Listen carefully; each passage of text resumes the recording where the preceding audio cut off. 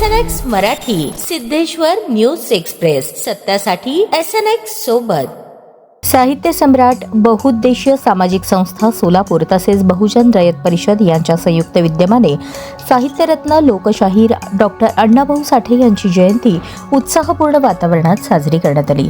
यावेळी सोलापूर महानगरपालिकेचे महापौर विनायक कोंड्याल यांच्या हस्ते डॉक्टर अण्णाभाऊ साठे यांच्या प्रतिमेस पुष्पहार अर्पण करून अभिवादन करण्यात आले.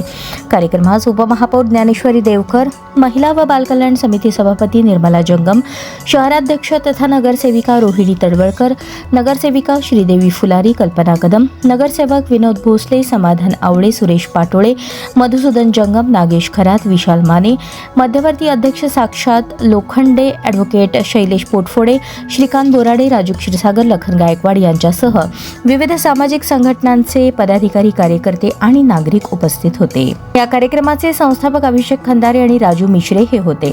संस्थेचे आधारस्तंभ कोमलताई साळुंखे, विशाल खंदारे, उत्सवाध्यक्ष अमित तांबे, उपाध्यक्ष विशाल उखडे, कार्याध्यक्ष यश पांढरे, डीडी पांढरे, पृथ्वीराज मोरे यांच्यासह पदाधिकारी, कार्यकर्ते आणि नागरिक मोठ्या संख्येने उपस्थित होते.